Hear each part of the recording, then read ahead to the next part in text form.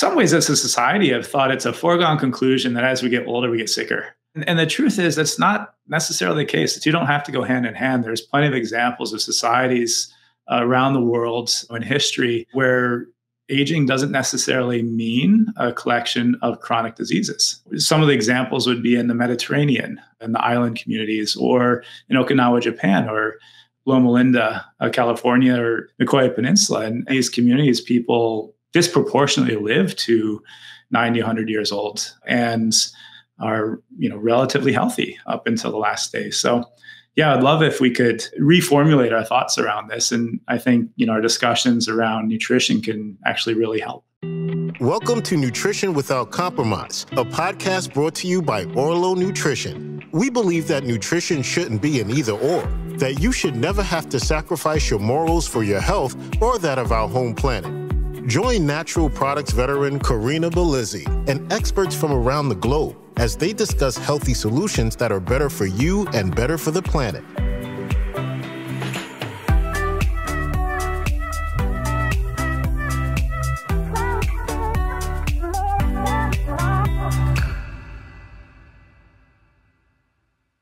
Welcome to another interview episode of Nutrition Without Compromise. Today, we're going to dig deep into the science of gut health, the gut-brain axis, and the importance of building and maintaining a healthy gut microbiome. This is critically important since nearly 40% of adults suffer from a functional gastrointestinal disorder. And before you doubt this statistic, understand this conclusion came from a study of 73,000 people in 33 countries around the globe. This conversation started a few weeks back as we met Mark Washington, who is the CEO and founder of Supergut. Today, we get to geek out with their Chief Medical and Scientific Officer, Dr. Chris Damman. Dr. Damman is a board-certified, actively practicing gastroenterologist. I did have to practice that word, who holds an MD from Columbia University and an MA in molecular biology and biochemistry from Wesleyan University.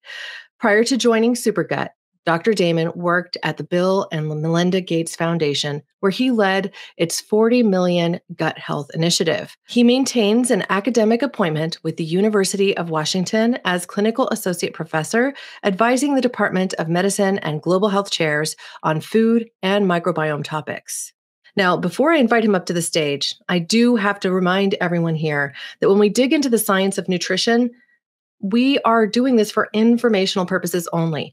If you have a specific health concern, you'll want to connect with your healthcare provider. With that, I'm going to welcome Dr. Chris Damman to the show. Thank you for joining me today. Yeah, thanks, Corinna.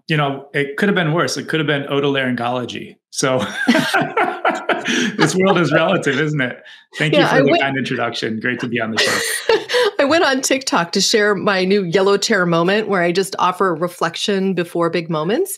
And I sat down and I tried to say gastroenterology and I stumbled and I'm like, okay, digestion. We're going to talk about digestion, which, does relate a little bit more to, I think, what most people would understand about the whole system. So, wow. I mean, obviously from the intro, you're a very, very busy doctor. So can you share a 30,000 foot view of what led you to this moment and why? Yeah, absolutely. Gosh, I've always been fascinated by what makes the world go round. I think I have a curious mind, trace that all the way back to, musings of a 5-year-old in our backyard looking up at a willow tree and thinking what sort of things I might be able to craft the branches into. But I think, a real fascination with the microbiome specifically began back during medical school, and it was a key lecture. There was a book that was highlighted during the lecture, a book by Paul Ewald called Plague Times. And it's a book that postulates, and this was, 20 years ago, that many of our chronic diseases, whether it be cancer or metabolic disease or neurological disease, actually were rooted in imbalances of microbes, and not in the sort of usual sense of this microbe causes this disease, but like whole communities of microbes. And that idea just completely captivated me. That was before there was such thing as, I suppose there was a term called microbiome, but people didn't throw it around like they do now, or gut health. And I followed that fascination through internal medicine, and then ultimately to gastroenterology. And there was a key decision point there, whether I was going to go into infectious disease, which would make a lot of sense if I was interested in microbes, versus gastroenterology. And for me, it was sort of like, well, do I explore the jungles of the world in public health with infectious disease, or explore the jungles of the gut? And it was the gut that ended up winning out. But as fate may have it, I ended up in an interesting path to work at the Bill and Melinda Gates Foundation. So I did end up in a public health role after all, and was working with women and children and malnutrition there. And in the midst of that, became sort of inspired by this double burden of malnutrition, where truly there's equal parts obesity and diabetes, as well as the conventional sort of stunting and wasting of malnutrition. And I realized, gosh, if we're really going to solve the world's food and public health problems, there is a lot of work that needs to be done right here at home. Met Mark Washington at that time. He was working on a food, it was fiber-based food, and the rest is history. So yeah, excited to explore these topics further with you. So I have to ask, because as you've explained this path, it would automatically lead you to learn more about nutrition, I would think, during your medical degree exploration, all of that time. How much do you learn about nutrition in med school? It's a really good question. And my honest answer is not enough. I can probably count the number of days of learning about nutrition, maybe on my fingers even. And one would think within gastroenterology fellowship, you'd learn even more, but it's actually not true. I think, there probably is a lot that could be done to augment the current curriculum in medical school and beyond with additional medical nutrition themes. It truly is a deficit. And it's curious because, modern medicine arguably had its roots in food. And, Hippocrates said, let food be thy medicine, medicine be thy food. Even at its foundation, there was this understanding and realization that food is actually super critical. You are what you eat, literally, right? Not just figuratively. So yeah, I think there's a long way to go there in terms of our medical education, but there's certainly lots of opportunities to learn in the margins. And that's kind of been my inspiration throughout my career. Well, I will say you're touching on the topic I covered with Mark Washington, as we talked about specifically one concept, not just that we are what we eat, but we are what we absorb. Mm-hmm. And at Orlo Nutrition, that's something that our sponsors really focused on too, right? Creating nutrients that are in their most absorbable form so they can do the good that your body needs done, right? So omega-3s and polar lipids. Spirulina that actually contains naturally occurring methylcobalamin, a form of vitamin B12 that's really hard for vegans and vegetarians to get enough of, right? And so if I'm thinking about this today, the overall concept of my interview with Mark Washington focused on essentially better nutrition, better digestion equals better health, because if you have the ability to absorb the nutrition from the food that you're eating, your cravings could subside, your health overall is going to be more protected. You'll have the building blocks that you need to build healthy cells to support a healthy microbiome and all of those things. But today, I really wanted to focus in on gaining a better understanding of the gut-brain axis and how the right nutrition and supplement regimen, the right types of supplements, can actually support our health and our longevity so that we can have the best health span. I think Dr. Maroon, who I interviewed on some of our first podcasts, I've collaborated with him over the years, he said he wants to die young as old as possible.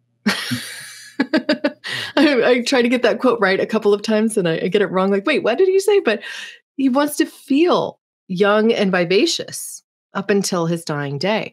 And he lives that truth by running Ironmans. I mean, he does Ironman triathlons, running a full marathon, cycling, I think it's like 100 miles, a huge amount of space and time, and completing those and as number one in his class, which is, now in the early 80s. Not many people are doing that. I think that's profound. I think, we, in some ways as a society, have thought it's a foregone conclusion that as we get older, we get sicker. Hmm. And the truth is, that's not necessarily the case. That you don't have to go hand in hand. There's plenty of examples of societies around the world, in history, where aging doesn't necessarily mean a collection of chronic diseases. And some of the examples would be in the Mediterranean, in the island communities, or in Okinawa, Japan, or Loma Linda, California, or Nicoya Peninsula, and these communities, people disproportionately live to 90, 100 years old, and are relatively healthy up until the last day. So, yeah, I'd love if we could reformulate our thoughts around this, and I think our discussions around nutrition can actually really help. So I think Dr. Joel Fuhrman in our episode said he thinks it should be the norm that we reach 100 to 105 years old. And if we have the right nutrition and we aren't medicating ourselves with 5 to 6 medications by the time that we're 50, that could be on the horizon. We just need to retool our overall approach to diet nutrition. And he also focuses on mostly plants and not too much like Michael Pollan, right? Mm-hmm. So if we get to this conversation specific to the gut-brain axis, what nutrients do we really need to make sure that we get enough of to support that? And if you could just define what the gut-brain axis is for us. Yeah, absolutely. So one could think of the gut-brain axis as almost information superhighway that has two directions to it, right? It's both to the brain from the gut and from the brain to the gut, the opposite direction. And it's more than just a single type of communication that's happening. There's literally nerves that connect the gut and the brain. It's called the vagus nerve. There's actually arguably more neurons, perhaps more neurotransmitters. I've heard. I need to look at the peer-reviewed literature on whether this is in fact true. Maybe more than in the brain, certainly a lot, right? There's a lot of neurons in the gut. So that's one connection. The other, our immune system actually communicates from the gut to the brain. And then lastly, there's actually hormones that are produced in our gut and that are able to filter into the brain. So it's almost like a 3-lane two-way highway. And it makes sense because the foods that we eat, we need a way of coordinating how the body responds to those. And so it's not just the gut-brain connection, it's the gut endocrine connection and the gut cardiovascular connection. All of these axes are truly critical for coordinating processes in the body. But the brain is a really important one. It's the center of cognition. It's the executive function of our body. It's what tells us when we're hungry and when we're not hungry, and whether we have an elevated mood or down mood, whether it's time to be active or time to rest and repose. So as we think about this, using what we think of as our brain, how would you say that the brain dictates digestion or that the gut dictates digestion? Is it a combination of the two, or what do we know about that? Yeah, so we know that both in model organisms and in people, that stressful states, psychologically stressful or physically stressful states, impact the health of the gut, and specifically can impact things like tight junctions and mucus production. And those in turn impact how happy and balanced the microbes are and how much inflammation there is. For example, if you're going through a really stressful period in your life, you may actually experience that as changes in your bowel habits, right? Maybe looser stools. And that's kind of experientially what might happen. Or if you pull an all-nighter for one reason or another, and that lack of sleep, can, in some people, cause GI disturbances. So that side of the connection is real, but it goes the other way too. And that's kind of what we're talking about, how the gut is sensing our environment through the foods that we eat and communicating the rest of the body to prepare for digestion or other states to respond to those nutrients coming in. Are there specific nutrients that our system needs in order for that to work really well? Yeah. Yeah, and when we think about nutrition, normally think about the macro and micronutrients, and these were the great discoveries of 100 years ago, of folks that defined protein and carbohydrates and fats, and the subtypes thereof, as well as the vitamins and the minerals. And that's led to really a revolution in food that in our modern day we don't quite appreciate anymore, but truly solve things like food security to a certain degree. Yeah, we still have these problems, but certainly much mitigated. I think where the next couple decades in nutrition science will go, the next great horizon is understanding what some have labeled the dark matter of nutrition. So the things that are beyond the macro and micronutrients. Others have labeled it the bioactives. And I think these are the things that are the messages, maybe nature's packaging and instructions of how to use these macro and micronutrients. It's the regulatory pieces of food. And these include what I've kind of labeled the 4 Fs. It's an imperfect system because one of those Fs is a phonetic F. So it's, phytonutrients, if you bear with me, but, fibers, phytonutrients, good fats, and fermentation products would be those 4 things that probably are really important beyond just the standard macro and micronutrients, both in directly impacting our microbiome, our gut health, but also an impact in the body at large.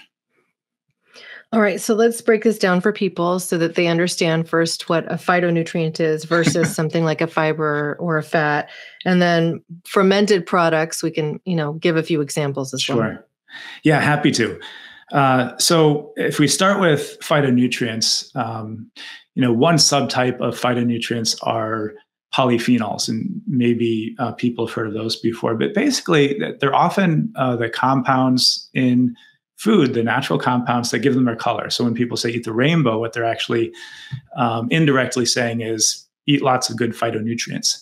That's one class of compounds within the dark matter of food that we're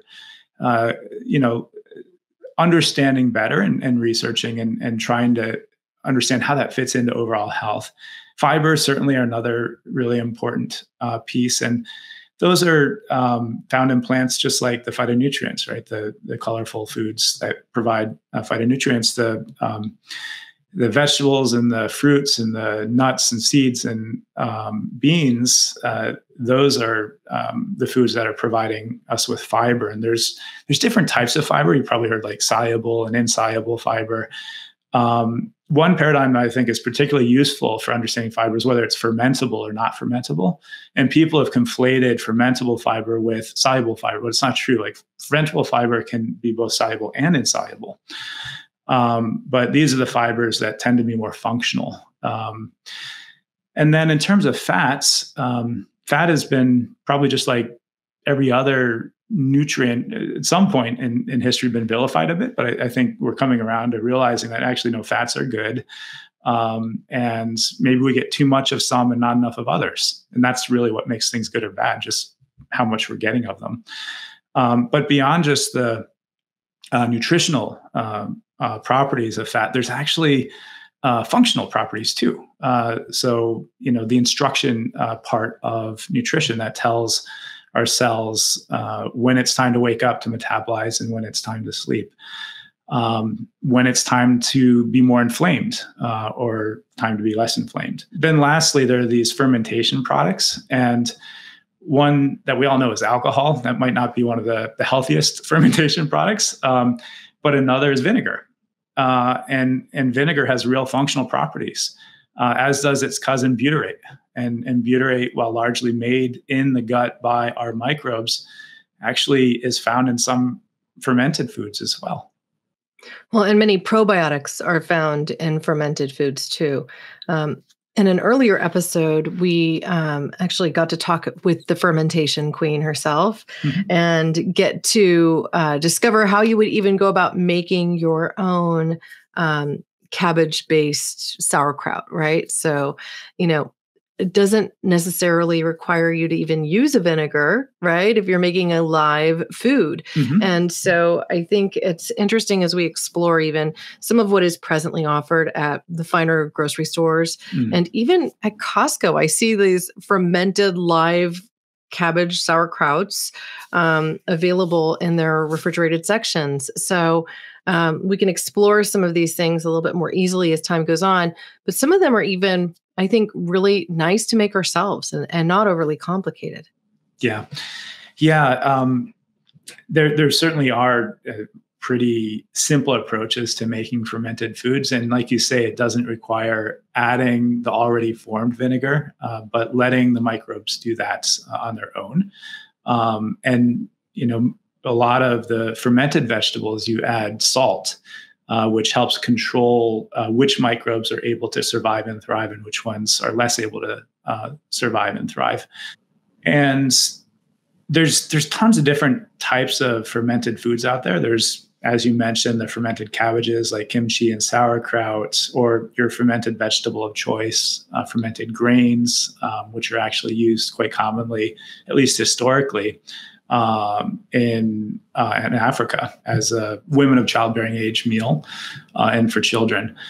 Porridges that are fermented overnight that are based in grains. But there's also fermented dairy products. There's even fermented meats.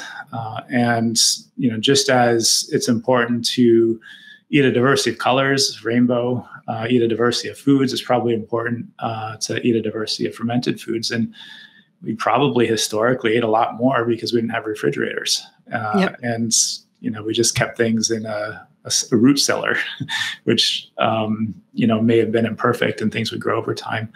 So yeah, historically, we probably ate a lot more fermented foods, even though we may not have been doing it intentionally. And so to be clear for people so that they understand what we're talking about with fermented dairy, as a for example, you have your yogurts with live bacteria. You have things like kefir, which is like a yogurt beverage. You also have something like an over-the-counter product that's a supplement that's refrigerated based, like BioK, which is like a supercharged yogurt with a lot of bifidobacterium within it and lactobacterium, right? Then in addition to that, let's not forget cheese. And so cheese is essentially a fermented product too. And one of the fermentation byproducts of cheeses like Gouda and Brie is vitamin K2, which is vitamin K in its most bioavailable form, which directs the use of calcium in the bodies. There's this researcher, a naturopathic doctor named Kate Bleu out of Canada, who wrote this book called The Calcium Paradox, which postulates that the French paradox isn't really about the wine. It's about the consumption of vitamin K2 through their fermented cheeses, which meant that they didn't get clogged arteries and that the calcium itself goes to the bones and teeth where it's needed to maintain structural integrity of our bodies and out of the soft tissues where it can pose problems. So for those that consume a vitamin D product out there, please look for something that contains vitamin K2 as well, or just make sure that you are doing things like eating fermented foods and also getting plenty of green leafy vegetables. Because if you eat green leafy vegetables on a daily basis, which are high in fiber and have other phytonutrients in them that are supportive, they also contain vitamin K1, which has a shorter residence time in the body, but which is just as helpful in directing calcium so it goes where it's needed most. Okay, stepping off the vitamin soapbox for a minute. So can I propose yet another potential solution to the French paradox? Yes. So this is an area that I've become really fascinated by recently, and there isn't a whole lot of literature on it, but maybe an area that's ripe for exploration. And that is dairy products in general and fermented dairy products specifically tend to have butyrate in them. Interestingly, right? Even milk. Butyrate is actually a saturated fat. It's just a short chain saturated fat. So it only has 4 carbons as opposed to the longer chain ones. And where does butyrate come from? It comes from fermentation. And how the heck does it get into cow's milk or goat's milk or actually even human milk? Well, it's from fermentation in the gut. And so cows eat tons of grass, especially grass-fed cows, as do other ungulates like goats. and they actually put that butyrate, that fermentation product, into their milk. And so this is a hypothesis that recently has inspired me, of perhaps an alternate or complementary solution to the French paradox. The other really cool thing is when you ferment stinky cheeses, which are perhaps a big part of the French diet. It's those the stinky Moustaire cheeses and the Roquefort. Yeah, so the microbes that are fermenting those cheeses, part of the reason that they are stinky is production of short chain fatty acids like butyrate. So yeah, I'm really intrigued by this possibility. Certainly vitamin K and other fermentation products, and it's probably more complex than just a single thing. But I wonder if butyrate is contributing. Well, and now that has me thinking also about natto, which is the vegetarian source of vitamin K2. Natto Pharma was a company out there. I think now they go by a different name, but they have menaquinone 7 vitamin K2, which is in many supplements across the board. It comes from either fermentation on soy or fermentation on chickpeas, of another vegetable matter, right? And so you can produce a non-GMO vitamin K2 derivative from a vegetarian source as opposed to from cheese. They're also quite stinky. So is it the same thing? The same Curious microbes? question. So natto, I believe, is fermented by bacillus. In fact, I might be wrong on this, but I think it's like Bacillus natto or something along those lines. I could be wrong. And so it'd be really interesting to look at the metabolic capacity of bacillus versus, say, a lactobacillus, which is what's most common, or lactic acid bacteria that's most common in dairy fermentation, and understand, I wonder if it might be producing butyrate. I don't know, but probably after this call, I'll jump on Google and figure it out. You've inspired me. Yeah, leave it to Dr. Google and research on PubMed, before you can dig into some pretty interesting now maybe wormholes. ChatGPT, right? Right. It's true. So I'm curious about this. If we get the right balance of these flora in our microbiome, what are some of the benefits that you tend to see from people that you've worked with, and also what you're doing presently? Yeah. Well, the gut, arguably is the gateway of nutrition. And okay, I'm a gastroenterologist, so maybe I'm a bit biased, but Hippocrates, I believe, is credited with having said the gut is the root of all disease. And I would actually take more of a glass half full perspective on that, say it's the root of health, because it's through the gut that just about every molecule in our body, barring oxygen, actually gets absorbed into our body. It's impacting the body in a super fundamental and profound way. And if you take that perspective, then just about every system within the body is going to be impacted. Whether it's neurocognition in the brain, or metabolism by the endocrine system, or allergy and immunity and protection from microbes in our immune system. Certainly musculoskeletal system, the cardiovascular system as a pump. These are all ultimately connected to the gut, because every molecule within them originates from the gut. Wow. So if we're to think about this from the perspective of supporting mood health, for example, somebody has a terrible diet overall. They're just eating Ho-Ho's, Krispy Kremes, white flour, simple sugars, not a lot of vegetables, chicken nuggets for their protein. Let's just say the parent on the go raising young children making freezer food, right? They would potentially suffer from diseases that are associated with just having poor digestion overall. And it could manifest as poor mood, irritability, and poor sleep, as just a couple examples that kind of compound together. What do you think that this might have to do with specifically consumption of fiber Is it just that they need more fiber along with all these other phytonutrients? Or is it that it's the consumption of these white flours and sugars that is just super problematic? And perhaps these aren't the same. I'm just ultimately what makes something good or bad is just a label that we put on it. And it's a label in the context of whether we're getting too much of it or too little. The calories that are in, say, white flour and sugar, these forms of calories actually solves food insecurity. The reason we have refined sugars is it allowed for shelf stability. It allowed for a good cost of goods. And, at the turn of the century, removing the bran from rice and wheat actually, made it possible to feed a growing population. Now, there's flip sides to that, and we're experiencing that in a big way in our current society with the blossoming of metabolic diseases like obesity and diabetes. Hypertension, high cholesterol, and maybe even chronic neurocognitive diseases and inflammatory diseases. Where does fiber fit into this? Well, fiber is one of the many things that's been processed out of whole grains and removing the bran.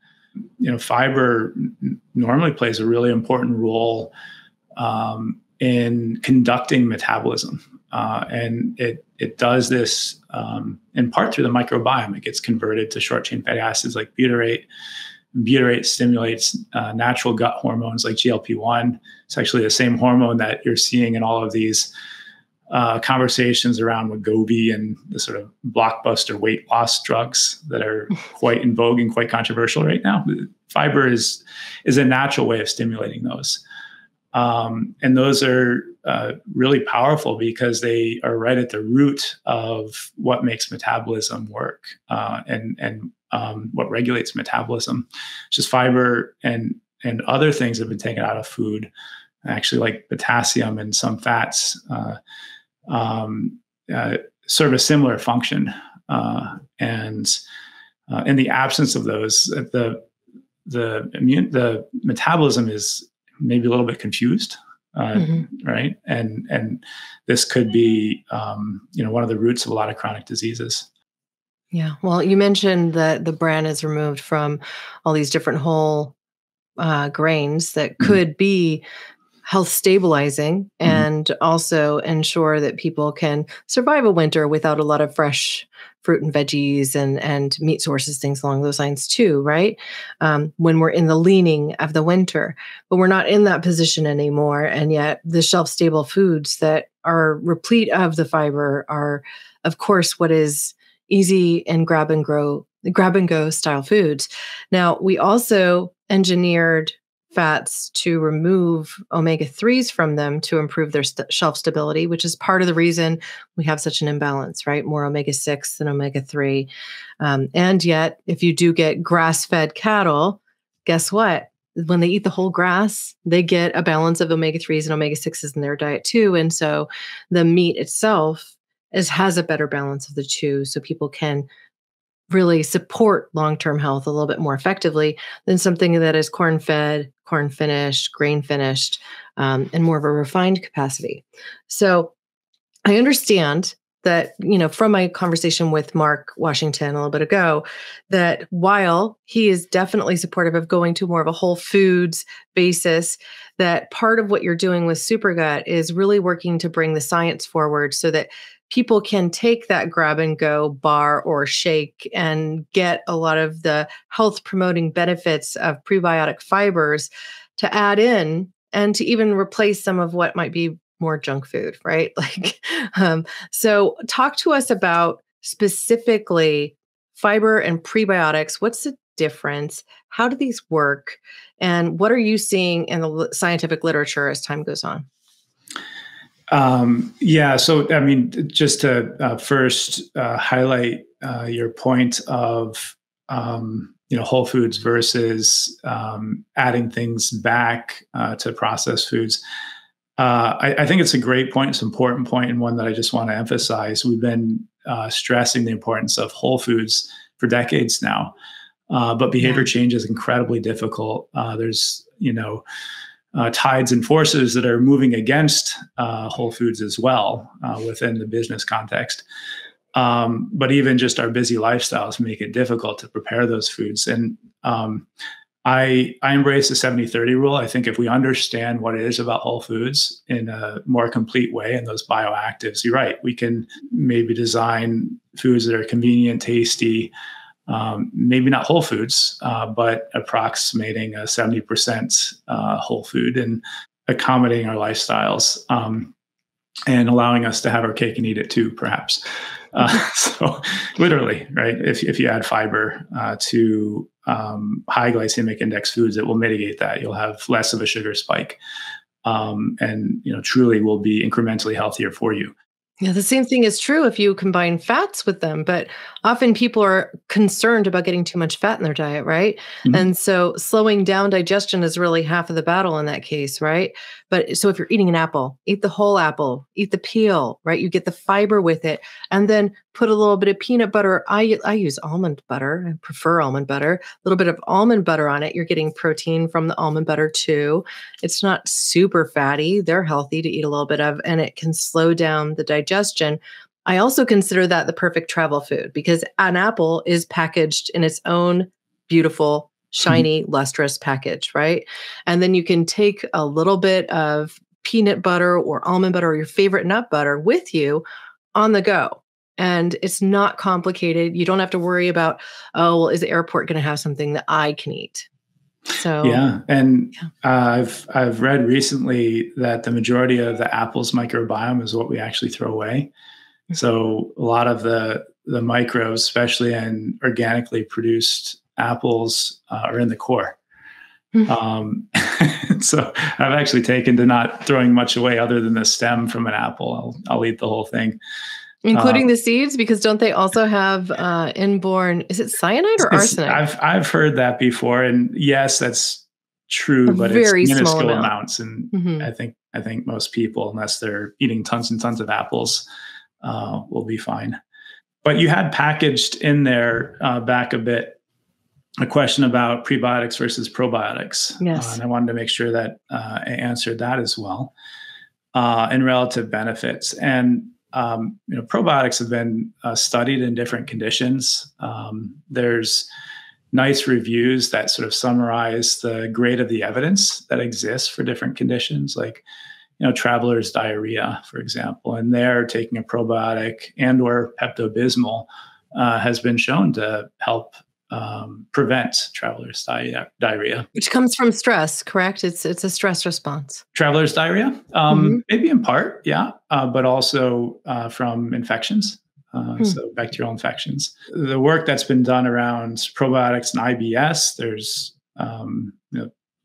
quite a few studies have been done, and maybe some strains that work a little bit better than others. And bifidobacterium, if you look at the complement of studies, may be working a little bit better than some of the other species. So I think there's definitely a role for probiotics within gut health, within whole health.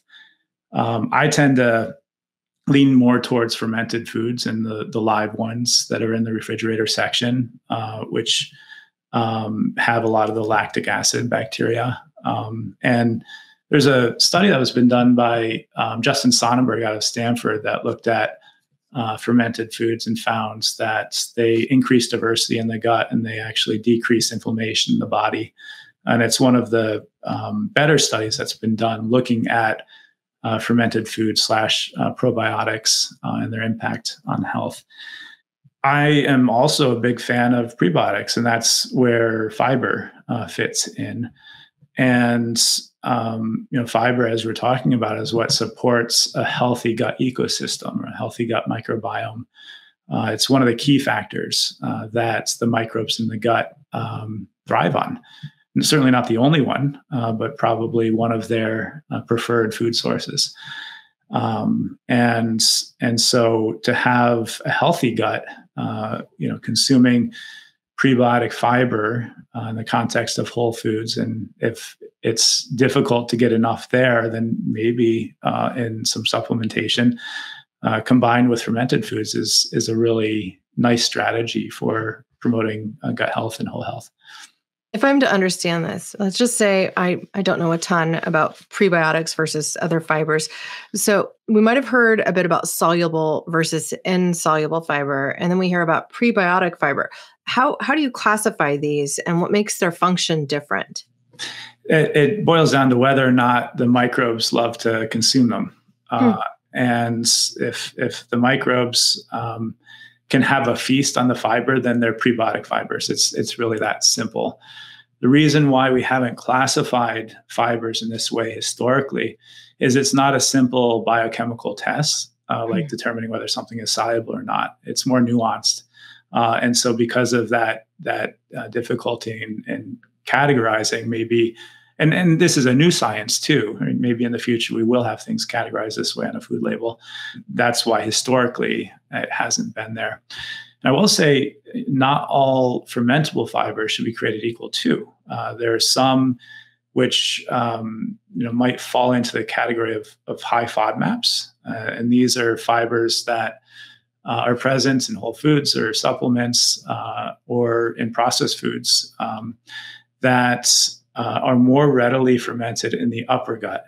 And fermentation in the upper gut probably isn't as helpful. It can cause gas and bloating and even diarrhea, and is one of the proposed causes of irritable bowel syndrome, IBS. So these are fibers like inulin, tends to be a high FODMAP, fructooligosacchariide, galactooligosacchariide, a lot of fibers that have good properties for going into processed foods, in fact. And they're easy to formulate, right? It's easy to make foods with them. Well, I've even seen supplements with inulin in it, as a, for example, called out. So would you say that that's not necessarily something that's super health promoting in that case? It depends on the individual. It depends on what microbes they have. And I think it's important to listen to your body. And for some people, it's probably okay. They're actually good prebiotics. They grow bifidobacterium. They support, in some people, a healthy gut microbiome. In other people, they may be growing organisms that are in the upper gut and causing issues. Maybe those that have small intestinal bacterial overgrowth or just imbalances in the upper gut.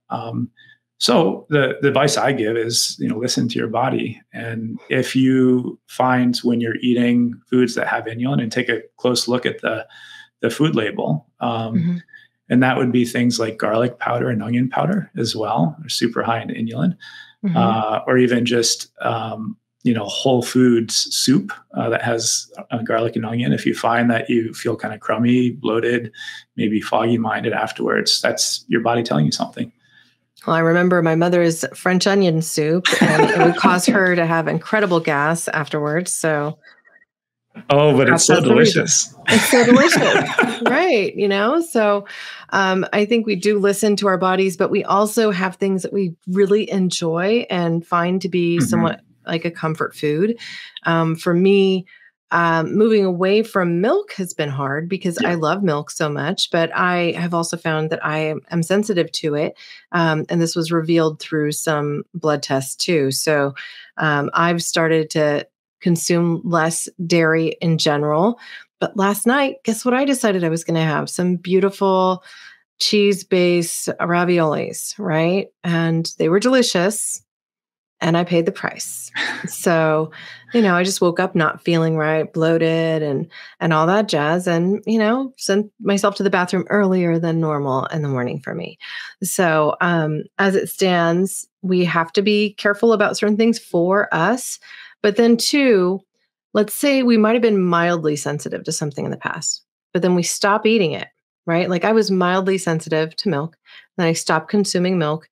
And now the cheeses that are like, I would call them closest to milk, like ricotta, they're the ones I'm having the deepest problem with. I'm not likely to be able to go out and have a tiramisu anymore because I stopped consuming milk, right?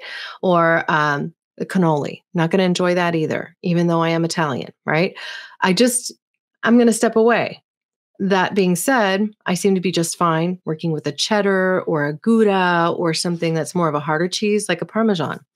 So I haven't said full stop, no dairy, but I'm having to be more selective with time.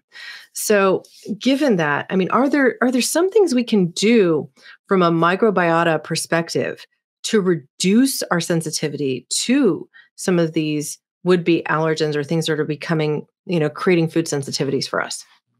Yeah, it's a really tricky problem, because the solution, historically and currently is elimination. Hmm. And so that's true with FODMAPs, right? The trick there is you eliminate all FODMAPs and then you sequentially bring them back. So you mentioned FODMAPs. Yeah. What are they? I think it stands for fermentable oligosaccharides, disaccharides, monosaccharides, and polyols. Does that sound right to you? That sounds right. But I think many of the people listening might hear FODMAPs and go, what Yeah. So exactly is a like that's FODMAP? probably just more gibberish to rattle off those words. But essentially what that's used for is to help us discover where a food sensitivity lies through Yeah. elimination and things along those lines. Great. In simple terms, these are just certain types of fermentable fibers that are present in food that in some people who have IBS might cause bloating and symptoms. And like you say, if you eliminate them, then you might feel better. Within inflammatory bowel disease, actually, there are experimental therapies looking at very low carbohydrate diets, which eliminate carbohydrates almost entirely. And then there's sort of canonical celiac disease, right, where you eliminate gluten. That's a bit of a no-brainer.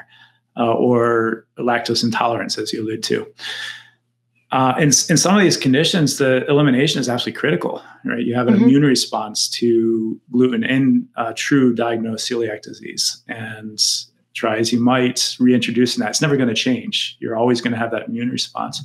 I think in other conditions, it may be one of adaptation of the gut. And when you eliminate something, your gut becomes less adapt to it. And when you bring it back, it might restart with some sputters. It may be that, going low and going slow can help reacclimate the gut potentially. But it's really on an individual basis. And some people know you can give it as low and as slow as you want. It's not going to change. You just don't have that metabolic capacity there. And I hope that as we understand things better, the microbiome better, we'll be able to maybe even do a stool test and say, you are the type of person that you have some of these microbes there. They're just underrepresented. And we recommend that you go low and slow, reintroducing these specific fibers. And other people, you might say, you just don't have that capacity. But we have this supplement that you can take that will reintroduce those species at the same time as giving these fibers. I would love to see a future where rather than this stopgap measure of just eliminating things, and again, there's some conditions where you really do have to eliminate, like celiac disease, that we could truly reintroduce these fibers and reintroduce the microbial and metabolic diversity that historically has existed within our gut. Perfect. Yeah.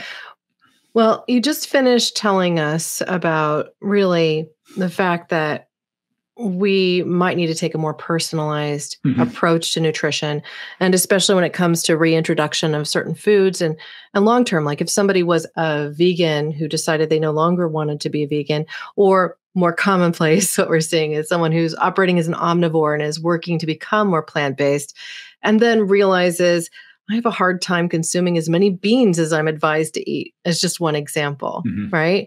So if we're thinking about a shifting diet or a shifting desire to help you manage your health and create a better situation for yourself long-term, I'm wondering if there are any specific myths that you know about that you want to debunk. Oh, gosh. So I'm not sure about myths. I think one option that may actually truly help reestablish diversity would be, and this harkens back to the Stanford study, would be fermented foods. So that was shown to increase diversity in the gut. And this certainly needs a lot more research and study, but maybe that's one pathway. And it's, strangely, it's not the microbes that are in that food. It's what it stimulates, right? Yes, that's exactly it. So there's probably factors like fermentation factors that are present that serve as prebiotics for growing good bugs in the gut that are maybe natively there, but just underrepresented. So could this be part of the reason that doing something like adding a tablespoon of apple cider vinegar to your diet, as an example, helps? It's certainly possible. I am truly intrigued by not apple cider vinegar, but vinegar at large. And there's actually, wealth of literature on vinegar and metabolic disease. And vinegar is another name for it is acetic acid or acetate. It's a cousin of butyrate. It's a short chain fatty acid. It's made in our gut as well as by fermenting foods, and it mitigates the absorption of sugar from the gut and slows the spike in your blood of sugar, just like fiber and fat, as you mentioned. In fact, maybe that's why some cuisines add vinegar to fish and chips, and why sushi rice has rice wine vinegar added to it. I thought it just made it more sticky. Well, and it makes it delicious too. It does. It makes it really delicious. I didn't realize that sushi rice had sugar and vinegar in it until I made it at home. And I was like, oh, this isn't the recipe, but can I do it without? And I tried to do it without either of those things individually, and it doesn't stick together the same. And so you end up having rolls that kind of fall apart. Yeah, sugar is almost a binder. Yeah, it helps them. I think I don't know the science behind it, but it just makes it more sticky. Yeah. Wow. Fascinating. Yeah. Now, I wondered if you have any go-to supplements that you tend to use yourself, or that you advise people that you're connected with, either patients or just, in your community, to consider consuming to fill their nutritional gaps. Yeah. Well, number 1, 2, and 3 is whole foods. I always stress the importance of whole foods, but I am a pragmatist and a realist, and I recognize, try as we might, you and I, we live, eat, and breathe food science, right? We think about this all the time, but I won't speak for you, but I'll speak for myself. I'm certainly not a saint, right? To quote, I think Michael Pollan again, not just eat food, mostly plants, not too much. I think he also is credited, as my 11-year-old daughter taught me after her curriculum in nutrition, cheat every now and then. Right? Well, eat mostly plants, not too much. We'll leave it at that. Yeah. So, and when you do break down and have something sweet, or, just treat yourself and you have a couple beers or something like that, it can also create digestive problems if you do that too routinely. Yeah, for sure. Now, preferred supplements. I know we're already talking about prebiotics. Yeah. Yes. Yeah. If I am to do a supplement, it's going to be in the context of having a meal, because food is meant to be in context. I think oftentimes people take supplements and they think, I've got all these good vitamins now and it's going to fill the gap and things are great. But if you're trying to support a thriving microbial community in your gut, those supplements are best taken along with all the other nutrients that those microbes are expecting. And I think people don't often realize that.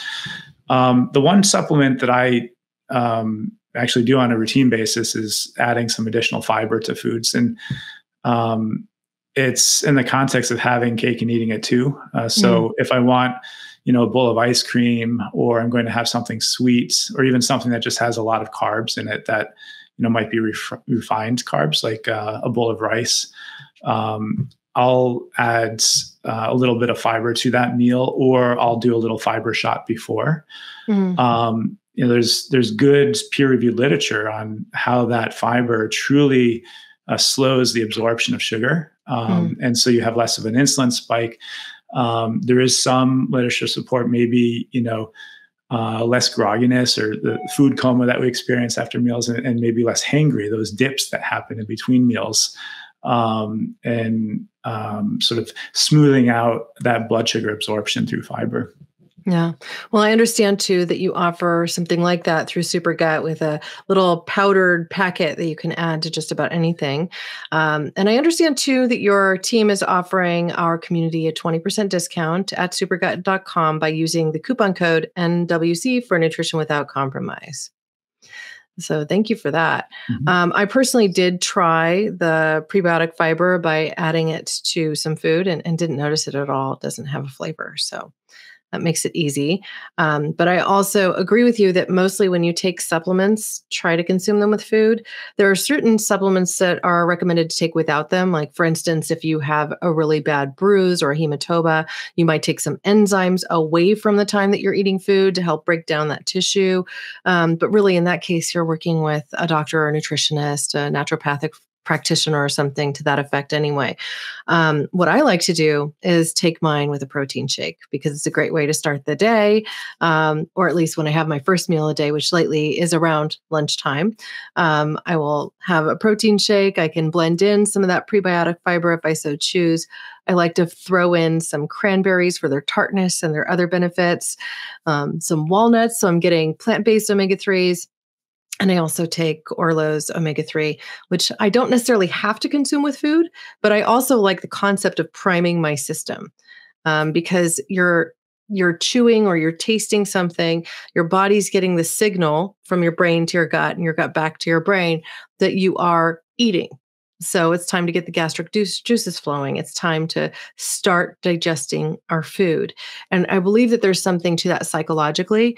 So even if I have counseled people in the past, like, okay, eat a handful of nuts, something small. It doesn't have to be a whole meal because, again, you're starting the process, you're chewing, you're getting some saliva flowing, which also brings forward the ability to begin the digestion of food or things that you're consuming. So you'll get the most benefit out of the supplements that you're taking. Well put. Yeah, years of doing this. I mean, 20 plus years in supplements. I've heard a lot of stories, but generally speaking, I tend to come back to that too. Well, thank you so much for joining me today, Dr. Chris. I very much enjoyed this conversation, getting to know more about how the gut and the brain work together to send the right signals, that the fact that we might have much more happening in the gut than we ever imagined, specifically as it relates to hormones and the representation of hormones. Perhaps that's also lending to your hormone type that we might be hearing so much about in the diet world.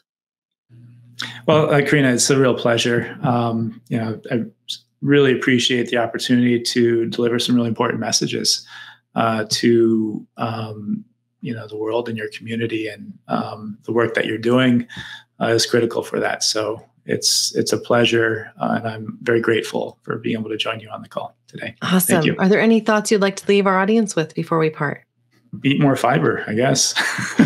Nobody gets enough. Yeah, I have fibrivores in my house now. That's what I would call them as. I haven't heard that before, but I like it. Yeah, I think you might want to use it. You are a fibrivore, but my fibrivores have 4 legs. They're guinea pigs. And all they eat is fiber. Essentially fiber, right? So you're constantly giving them vegetation. They have to chew all the time. They don't eat any animal products at all. So they're like full vegan little critters. And they're getting our apple cores these days. So perhaps they're even more healthy than other guinea pigs. You should start saving those for yourself.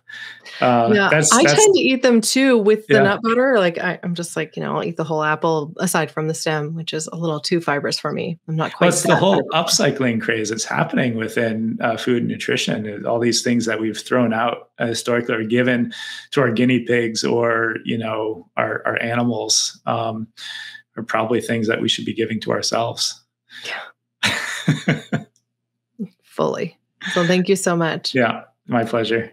To find out more about Dr. Chris Damman, his work with Supergut, and more, you can visit supergut.com. As mentioned earlier, our audience gets an additional 20% off with checkout. Just use the coupon code NWC for Nutrition Without Compromise. Now, I want to also remind everybody that you can find our complete show notes as well as transcripts from this episode and resources that you won't find anywhere else at orlonutrition.com. If you have enjoyed this episode, I hope that you'll share it with friends.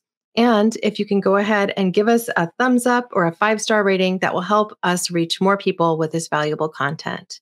With that, I invite you all to raise a cup of your favorite beverage with me. Perhaps it's even a protein shake with some of the Supergut prebiotic fiber. Here's to your health.